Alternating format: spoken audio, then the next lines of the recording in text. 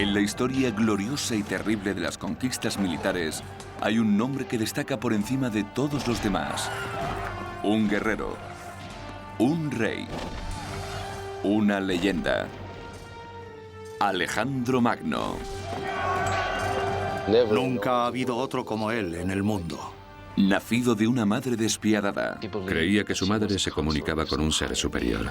Educado por un filósofo brillante. Uno de los pensadores más influyentes del mundo, Aristóteles. Motivado por un padre dominante. Desenvainaban rápidamente las espadas y la sangre fluía con ligereza. Guerrero macedonio a los 14 años. General a los 18. Rey a los 20. Al frente de 40.000 soldados ansiosos de guerra. Dejó un gran legado que ha permanecido hasta nuestros días. Alejandro Magno.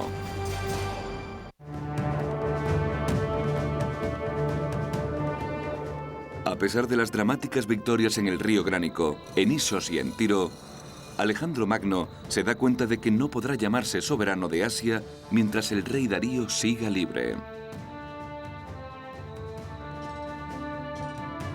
Y Darío se da cuenta de que jamás tendrá de nuevo el control de Asia si no derrota a Alejandro. Los dos saben que falta otra batalla decisiva. La posición la elige Darío al acampar sus fuerzas en el río Bumelos, cerca de la aldea de Gaugamela. Ninguna de las batallas de Alejandro está tan bien documentada por los historiadores antiguos como la batalla de Gaugamela.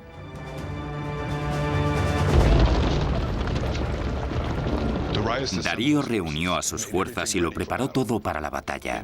Había hecho fabricar espadas y lanzas más largas que las que usaban antes. También había construido 200 carros portadores de cimitarras diseñados para sorprender y aterrorizar al enemigo. De cada uno de ellos sobresalían por delante de los caballos cimitarras de casi 1 metro de largo con los bordes afilados al frente.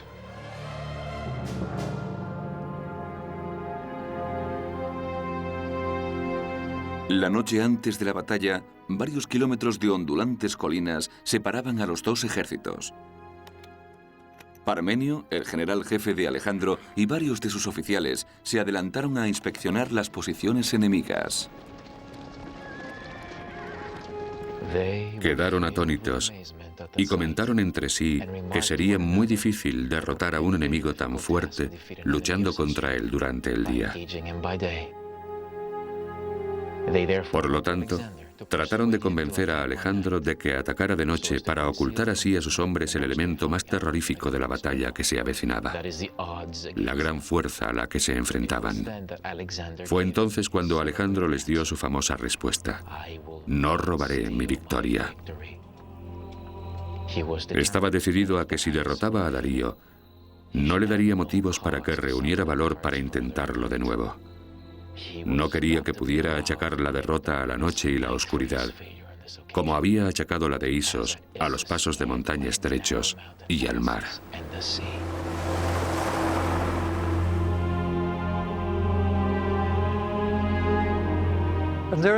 Se cuenta que estuvo despierto hasta muy tarde, planeando tácticas y estrategias, y que cuando al fin tenía lo que quería, durmió profundamente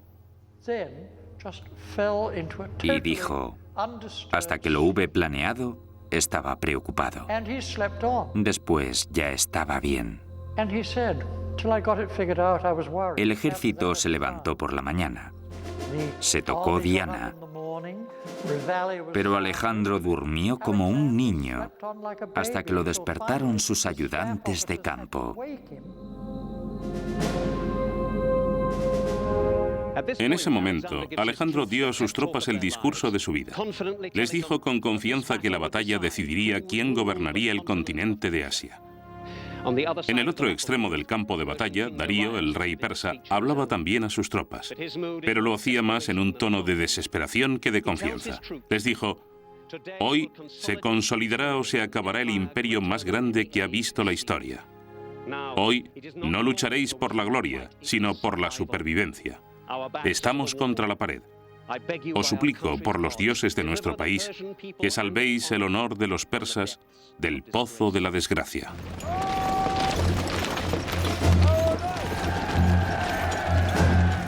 La falange de Alejandro avanza en formación, lenta pero metódicamente, al encuentro de las nuevas armas de Darío. Los carros con cimitarras entraron en acción a galope tendido y crearon gran alarma y terror entre los macedonios. Pero cuando las falanges unieron sus escudos, todos los soldados empezaron a golpear los escudos con las lanzas como les había ordenado el rey, creando un gran alboroto. En algunos casos los caballos murieron por las jabalinas que les arrojaban y en otros cruzaron las líneas y siguieron corriendo. Pero algunos usaron bien sus hojas afiladas de acero y mataron a muchos macedonios de formas muy variadas. A muchos les cortaron los brazos, con escudos incluidos, y en no pocos casos cortaban cuellos y hacían caer las cabezas al suelo con los ojos todavía abiertos y la expresión del rostro sin cambios. En otros casos cortaban costillas, causando heridas mortales que provocaban una muerte rápida. Enfrentados a un rey y a su ejército, que luchaba con fuerza y pasión sobrehumanas por retener el control de Asia, los soldados de Alejandro por primera vez no combaten para ganar, sino simplemente para sobrevivir. El general Parmenio, que intenta heroicamente mantener el orden entre su infantería, ve la situación muy negra y comprende que solo hay una persona que pueda dar la vuelta a la batalla: el propio Alejandro.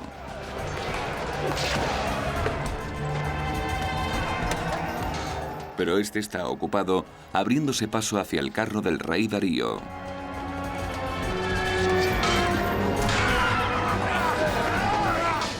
Alejandro había visto a su adversario a través de las filas de la caballería, que estaban colocadas de modo que protegieran el carro en el que se encontraba el rey. Los más valientes les hicieron frente y fueron asesinados delante de su rey. Caían uno sobre otro en montones, y Darío, con todo el horror de la batalla ante sus ojos, no podía dar la vuelta al carro porque las ruedas estaban atascadas entre los cuerpos caídos. El rey abandonó su carro y su armadura, montó una yegua y salió huyendo. Se cree que no habría podido escapar, de no haber sido porque en ese momento Parmenio envió otro grupo de soldados a caballo a suplicarle a Alejandro que acudiera en su rescate. Cuando Alejandro recibió esa noticia, renunció a perseguir a Darío y se lanzó a toda velocidad al frente de su caballería contra el ala derecha de la caballería persa. Allí tuvo lugar la lucha más encarnizada de las dos caballerías en toda la batalla. Allí cayeron unos 60 compañeros de Alejandro. Pero los macedonios se impusieron a los persas, que empezaron a retirarse.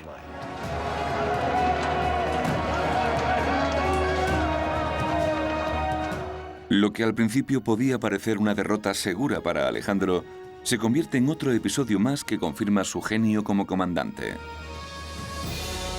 Al darse cuenta de que Darío no se apoya en su infantería, sino en sus escuadrones de caballeros fuertemente armados, tienta a las dos alas de la caballería persa a lanzarse contra sus flancos.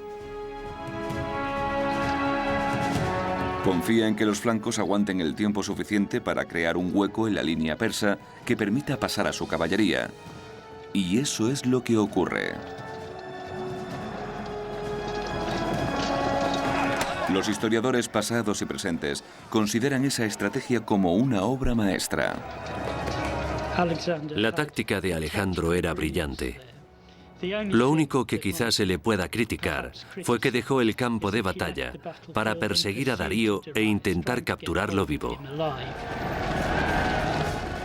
Alejandro se da la vuelta, sale de nuevo en persecución de Darío y mantiene la caza hasta la noche. El grupo de Parmenio lo sigue también, pero cuando cae la oscuridad, Alejandro se detiene para que descansen los hombres y los caballos. Darío sigue adelante, dejando atrás su carro, su arco y su lanza. El rey huye una vez más.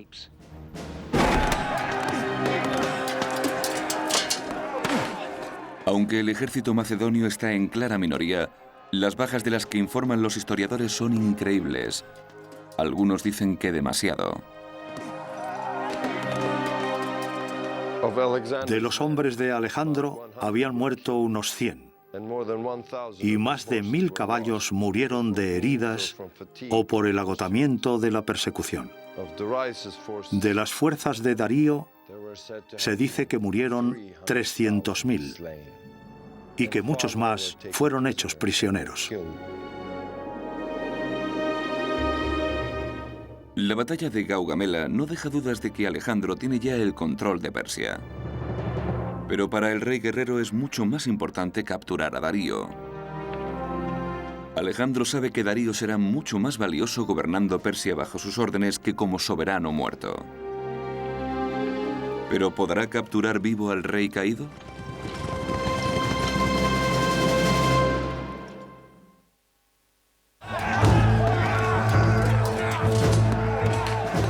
Muchos consideran que la victoria de Alejandro en la batalla de Gaugamela es la más importante en su conquista de Asia.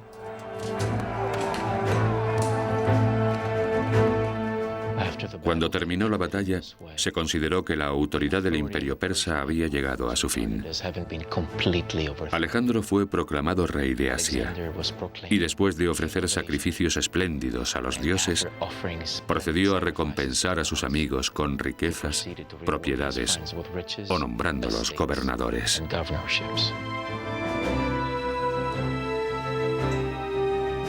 Antes de que pasen 4 meses de su victoria de Gaugamela, en enero del año 330 a.C., Alejandro se apodera del palacio de Darío y de la ciudad de Persépolis, en la Persia antigua. Ahora toda Persia, su capital y las toneladas de oro y plata de su tesoro pertenecen a Alejandro.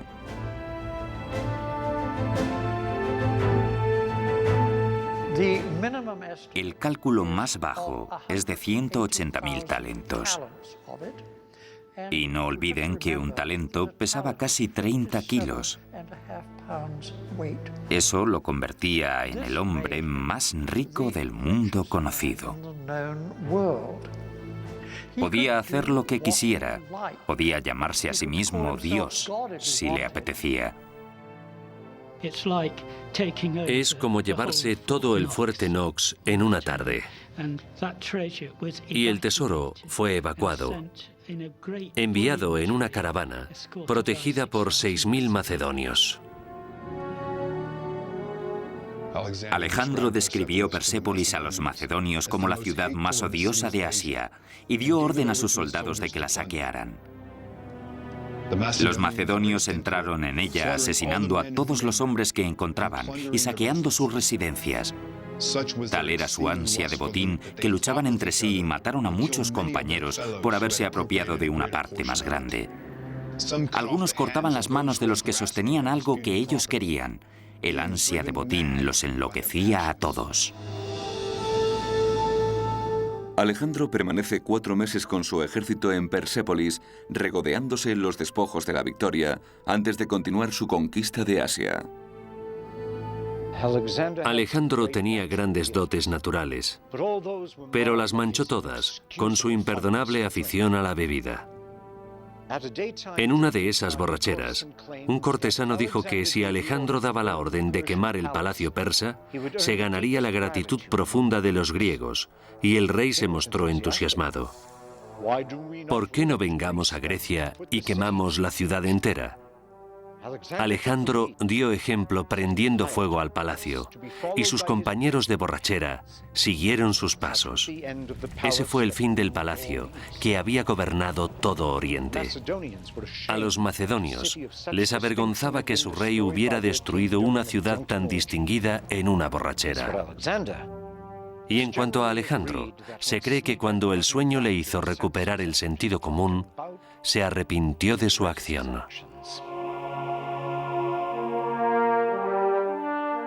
En el verano del año 330 a.C. hay pocas dudas, por lo menos para él, de que Alejandro gobierna Asia. Pero para él no es suficiente con controlar el reino de Darío. Sigue persiguiendo apasionadamente a este no para matarlo, sino para hacerlo prisionero. Supongo que era por una cuestión de legitimación. El soberano anterior lo reconoce no solo como conquistador, sino como monarca natural de Persia, y casi aboga por él. No sabemos cuánto tiempo habría vivido después de eso, pero estoy seguro de que la idea era esa. La otra razón importante para apoderarse de Darío, vivo o muerto, y vivo mejor que muerto, era asegurarse de que no aparecieran luego pretendientes falsos. Se enfrentaba a una cultura que está habituada a que surjan pretendientes diciendo: soy Darío. No, yo soy Darío. No, yo soy Darío. Y la razón de que pueda ocurrir eso es que no hay ABC, NBC, CBS, no hay CNN, no hay televisiones. El único modo de estar completamente seguro de que has arrebatado el control del rey de la dinastía anterior y decir: hemos terminado con esta dinastía, es tenerlo vivo en tu posesión.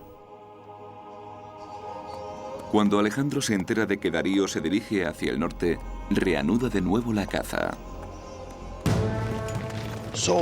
La marcha era tan rápida que muchos hombres se retiraban incapaces de soportarla. Muchos caballos murieron en el recorrido, pero Alejandro seguía adelante a pesar de las pérdidas. En cierto momento, dos personas importantes del ejército de Darío pidieron entrevistarse con Alejandro. Le informaron de que Darío había sido arrestado por sus propios comandantes. Uno de sus generales, Beso, había asumido el poder en su lugar. Alejandro se puso en marcha de nuevo al instante con más rapidez que nunca. Junio del 330 a.C. El ejército de Alejandro marcha durante un día y una noche para alcanzar al ejército persa controlado por Beso. En 2 semanas, Alejandro tiene a la vista a las tropas persas. Aunque ese ejército sigue siendo superior en número al de Alejandro, miles de soldados persas se rinden.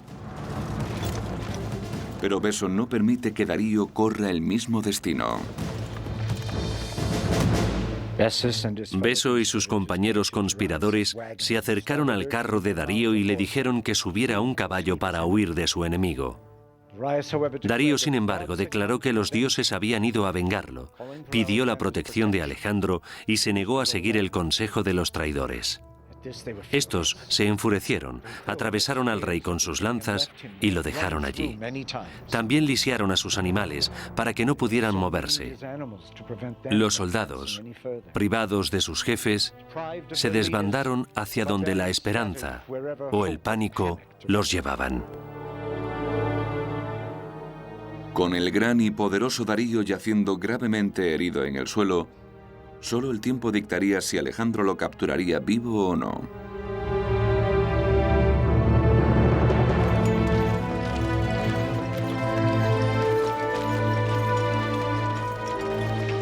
Cuando las fuerzas de Alejandro llegaron por fin al lugar, encontraron a Darío aferrándose a duras penas a la vida. Estaba en su último aliento. Pidió de beber y tomó agua fría que le llevó un macedonio. Dijo: esta es la deshonra final, tener que aceptar un servicio tuyo y no poder devolvértelo. Pero Alejandro te recompensará tu bondad y los dioses le pagarán su cortesía con mi madre, mi esposa y mis hijas. Y dicho eso, tomó la mano del macedonio y murió. Cuando llegó Alejandro, mostró su pena por la muerte del rey y, desabrochándose su capa, cubrió con ella el cuerpo. Más tarde, cuando capturó a Beso, que había asesinado al rey, ordenó que inclinaran los troncos de los árboles rectos hasta que se encontraran y ataran a cada uno una parte del cuerpo de Beso. Cuando soltaron los árboles y volvieron a su posición inicial, el cuerpo quedó cortado en 2. En cuanto al cuerpo de Darío, lo envió a su madre para que recibiera un funeral de estado. La muerte de Darío hacía que la conquista de Alejandro quedara asegurada. Pero en los meses siguientes se enfrentaría a otros enemigos dentro de su propio ejército y dentro de sí mismo.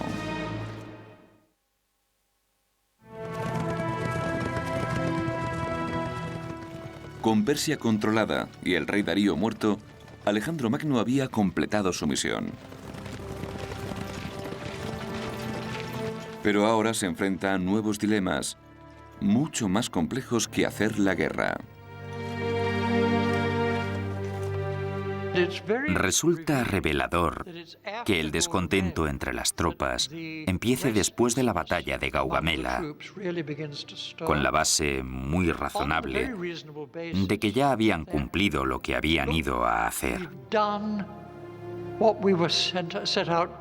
Habían acabado con el imperio persa y, por lo tanto, podían volver a casa.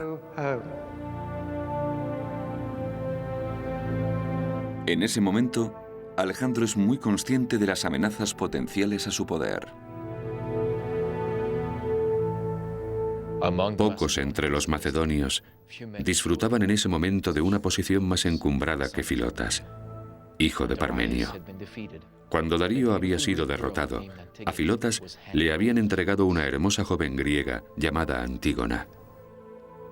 Filotas le confió que los mayores logros de esa campaña habían sido obra de su padre y de él mismo. Antígona repitió esos comentarios a Alejandro en privado. Y cuando el rey hubo escuchado esas insinuaciones, los enemigos de Filotas profirieron muchas acusaciones contra él, incluida la de conspirador. Filotas fue ejecutado, e inmediatamente después, Alejandro hizo ajusticiar también a Parmenio, un hombre que había prestado muchos servicios a Filipo y que de todos los amigos mayores de Alejandro era el que más lo había alentado a llevar a cabo la invasión de Asia. Ahora se cree que Alejandro siempre había dudado de la lealtad de Parmenio y su hijo Filotas, y que los comentarios de Antígona le dieron la excusa que necesitaba para hacer algo que quizá llevaba años deseando hacer.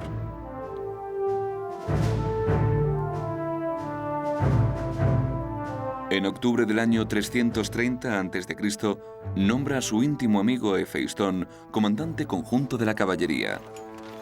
El ejército macedonio, que ya lleva más de 7 años de marcha, avanza ahora hacia la India y continúa el comportamiento errático de Alejandro. En el año 327 a.C., a los 29 años de edad, Alejandro hace algo tan impropio de él que sorprende incluso a las personas más cercanas, en especial a su amigo y supuesto amante, Hefeistón. Alejandro toma una esposa. Se trata de Roxana, la hermosa hija de Oxiartes, un sátrapa cuyo reino montañoso había conquistado Alejandro. ¿Pero por qué se casa? Bueno, es una buena alianza política con la nobleza persa y así tiene ocasión de producir un heredero legítimo para su imperio. Pero algunos historiadores antiguos escriben que era posible que Alejandro tuviera sentimientos amorosos por Roxana. Hombres que tomaron parte en la campaña decían que era la mujer más hermosa que habían visto en Asia.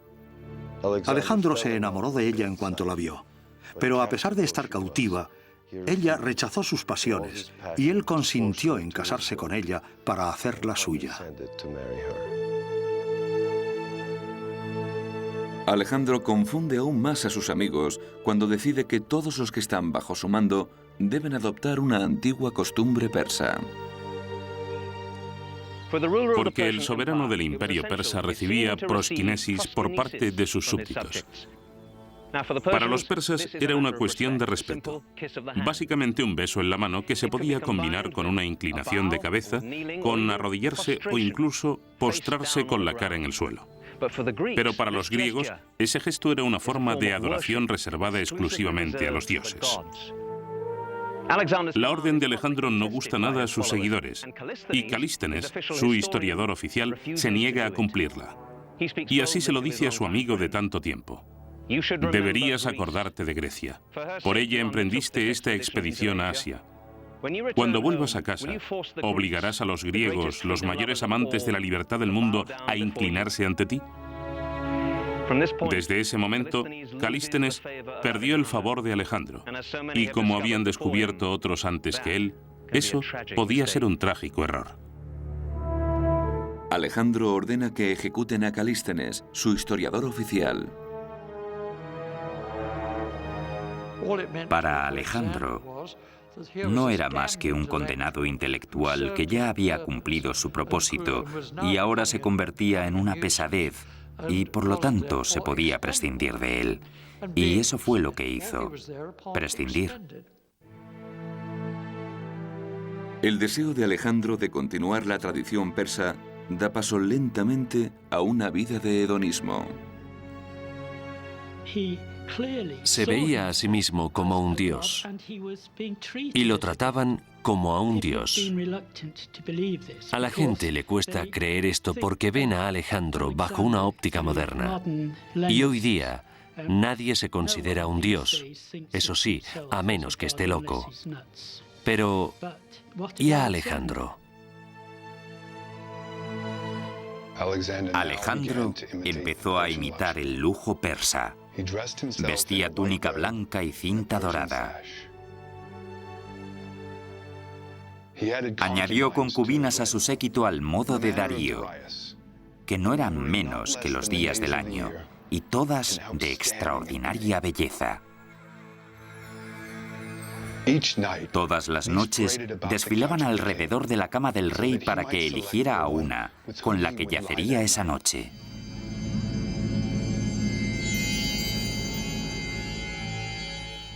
Alejandro soportaba mejor la guerra que la paz y la molicie. En cuanto estaba libre de las preocupaciones que lo embargaban, se entregaba a la disipación y el hombre al que no habían podido aplastar los ejércitos persas caía víctima de sus vicios. Había fiestas desde por la mañana, borracheras y juergas que duraban toda la noche. Era un declive general y una imitación de los modos extranjeros. Al adoptar esas costumbres como si fueran superiores a las de su país, ofendía además de tal modo la sensibilidad de su gente que muchos de sus amigos empezaron a verlo como un enemigo.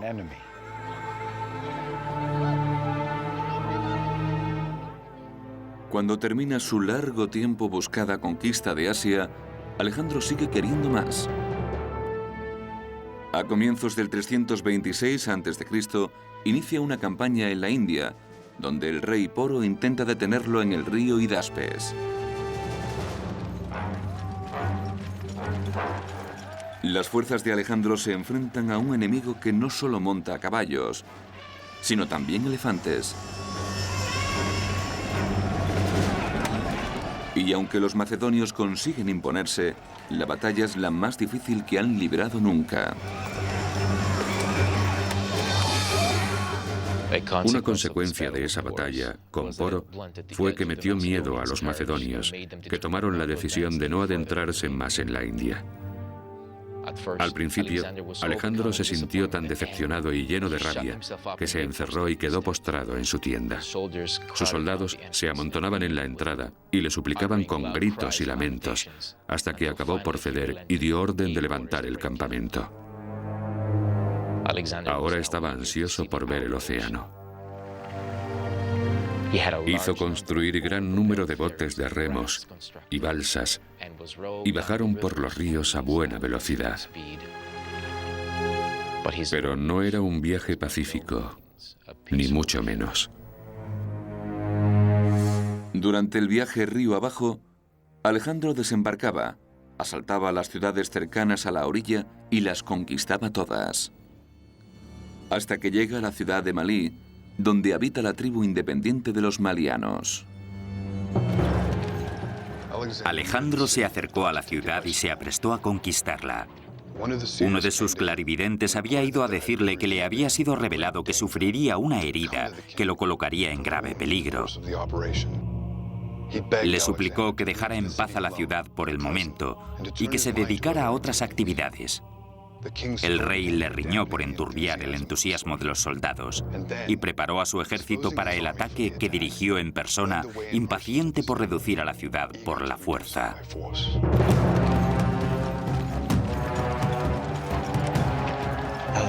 Alejandro colocó a su infantería en forma de anillo alrededor de las defensas exteriores y avanzó en formación cerrada. Los defensores se refugiaron en su ciudadela interior. Allí siguieron resistiendo con cierto éxito, ya que se volvieron y cayeron sobre un grupo pequeño de macedonios. Expulsaron a algunos y mataron a unos 25 antes de que pudieran escapar. Alejandro, entre tanto, colocaba en posición las escaleras de asalto a todo alrededor de la fortaleza interior. Pero los hombres de las escaleras eran demasiado lentos para él. Agarró una, impaciente, la apoyó en la pared de la fortaleza y fue el primero en subir atacando al enemigo a derecha e izquierda. Hasta que de pronto se quedó solo. Sus hombres abajo vieron horrorizados que era un blanco perfecto para los ataques enemigos. En ese momento tendría que haber vuelto atrás y haberse reunido con sus hombres, pero saltó al interior de la fortaleza enemiga, donde luchó por su vida en combate cuerpo a cuerpo. Los macedonios, horrorizados, intentaban subir las escaleras tan deprisa y tantos a la vez que las rompían. Solo 3 de ellos consiguieron reunirse con él dentro de la fortaleza, entre ellos el portador de su escudo troyano. 2 de los macedonios murieron a manos del enemigo y Alejandro recibió una flecha que penetró su armadura y le atravesó el pulmón. El 4º macedonio defendió a su jefe con el gran escudo de Troya. Cuando el ejército macedonio consiguió escalar al fin los muros, se encontró con una vista increíble. A su líder invencible, tumbado en el suelo, en medio de un charco de sangre.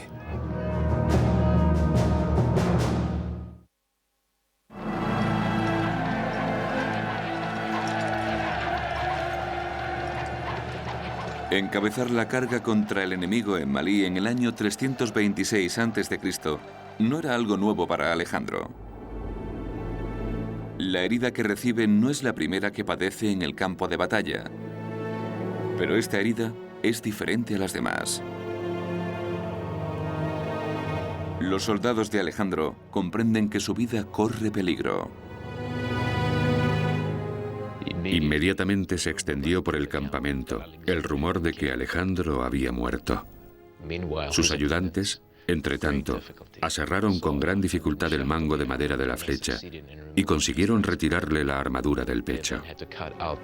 Luego tuvieron que sacar la punta de la flecha que estaba alojada entre sus costillas.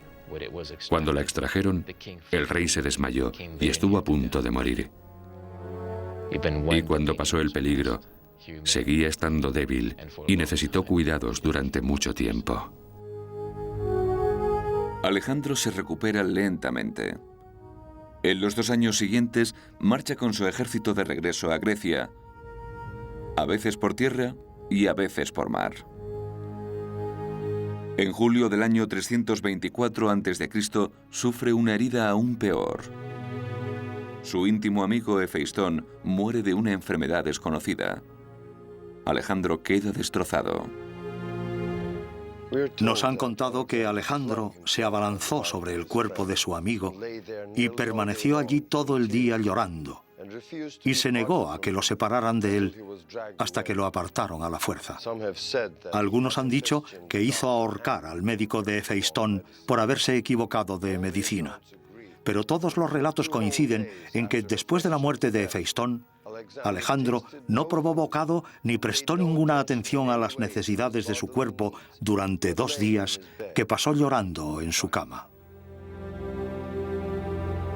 Yo creo que Hefeistón, debido a su relación personal íntima con Alejandro, era uno de sus confidentes, y que cuando lo perdió, perdió un aliado muy íntimo en su política. Y podemos incluso decir que después de la muerte de Hefeistón, empezó a ir cuesta abajo, que mostró señales de haber perdido parte de su voluntad con la muerte de su amigo. Menos de 1 año después de la muerte de Hefeistón, Alejandro descansa en Babilonia, donde planea la posible conquista de Arabia, cuando él también cae enfermo. Lo que empieza como una fiebre suave se convierte en menos de 10 días en una enfermedad misteriosa que amenaza su vida. Los soldados querían verlo a toda costa. Algunos con la esperanza de verlo cuando aún vivía.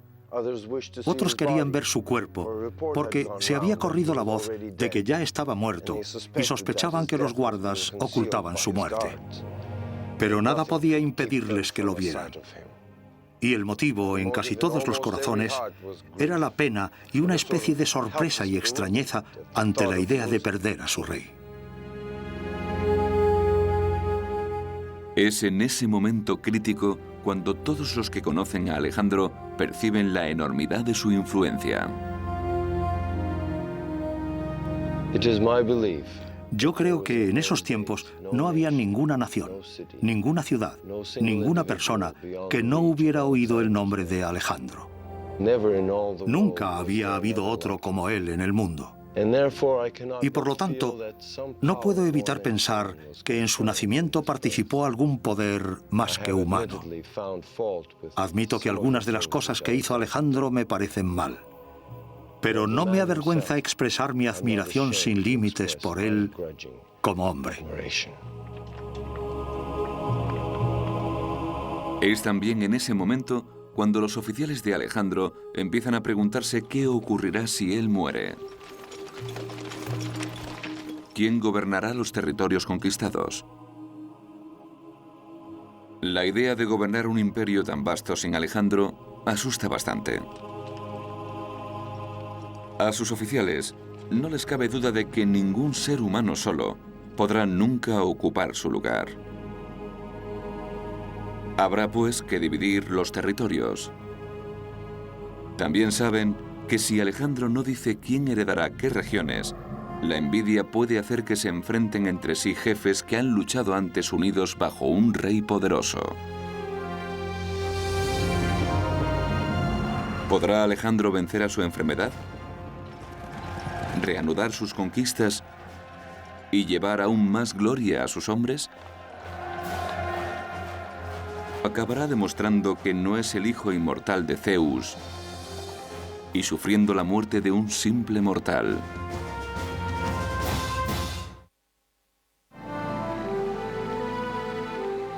En la noche del 9 de junio del año 323 a.C., un grupo de oficiales acompañan a su rey, cuya salud empeora. Él les dice: «Predigo una gran batalla funeraria en mi honor». Cuando se acerca el final, se reúnen a su alrededor y le hacen la pregunta crítica: ¿a quién deja su reino? Alejandro susurra débilmente su última palabra: Crastito, el más fuerte. En la madrugada del 10 de junio, sus ojos se cierran para siempre. Los historiadores llevan siglos debatiendo la causa de la muerte de Alejandro. Desde alcoholismo hasta envenenamiento, pasando por la autodestrucción compulsiva. Si preguntamos qué lo mató, creo que hay una gran variedad para elegir. Y, curiosamente, podría darse el caso de que fuera una combinación de todas las cosas. Nunca superó del todo la terrible herida que sufrió en la India y que estuvo a punto de matarlo. Estaba también la malaria, probablemente endémica, la enfermedad que padeció en sus últimos días.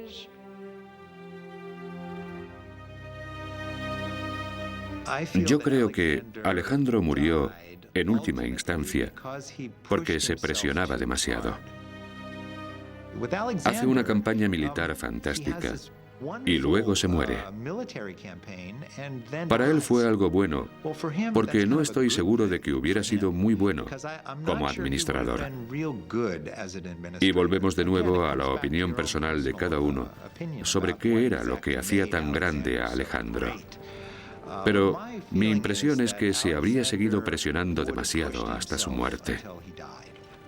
Y creo que, de no haber ocurrido en el 323, había sido en el 321 o en el 320. Pero no veo a Alejandro decayendo y haciéndose viejo. Alejandro fue una figura poderosa en vida y también en la muerte. Su cadáver Aunque inició viaje hacia Grecia, encontró su último lugar de descanso en Alejandría, Egipto. En el caos que siguió a la muerte de Alejandro, su cuerpo embalsamado se convirtió en una propiedad disputada. Alejandro había dicho que quería ser enterrado en Sigua, con su padre espiritual, el dios Zeus Amón.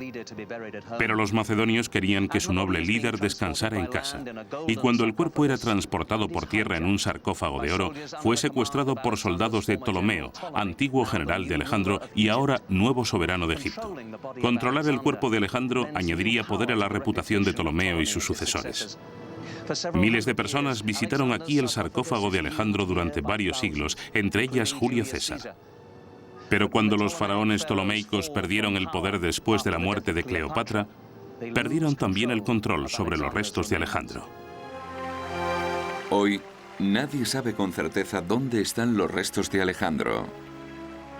La mayoría de los historiadores coinciden en que están enterrados debajo de las calles de Alejandría, muy probablemente cerca de la mezquita de Daniel. La mezquita es un lugar muy activo, donde se reza todos los días. Si Alejandro Magno estuviera enterrado cerca de la mezquita de Daniel, posiblemente lo habrían traído aquí, a esta parte del laberinto de túneles que hay debajo de Alejandría. Estos se construyeron como cisternas para almacenar agua, y este en particular está justamente debajo de la mezquita. Se cree que este es un lugar sagrado, donde hace mucho que se entierran los cuerpos de líderes religiosos. Se han hecho muchos intentos por encontrar los restos de Alejandro, pero hasta el momento ninguno ha tenido éxito.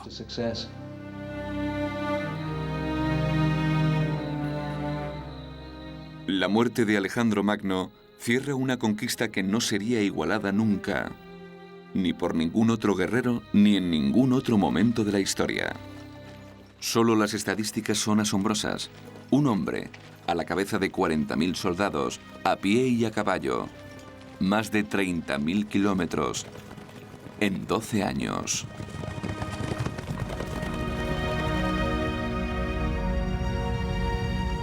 El vasto reino que tanto luchó Alejandro por construir, a lo largo de un período de 12 años, acabó dividido entre más de 20 personas.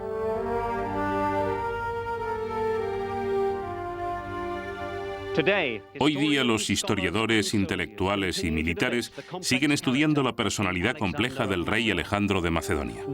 ¿Por qué lo llamamos Alejandro Magno? La mayoría coinciden en que fue el mejor militar que ha vivido jamás. También creó un intercambio cultural entre Oriente y Occidente que fue crucial para la historia de la humanidad. Pero su imperio costó un precio muy alto de muerte y destrucción. ¿Cuánto más lejos habría llegado de haber vivido?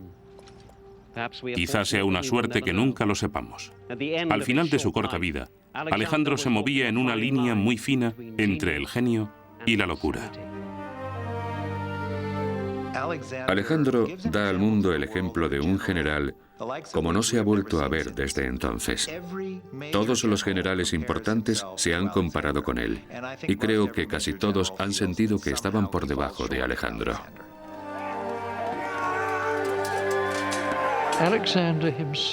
Alejandro fue una figura tan poderosa que durante su vida, hombres que después serían grandes reyes, generales y líderes, mientras él vivió, no eran más que oficiales suyos, leones del domador que era él.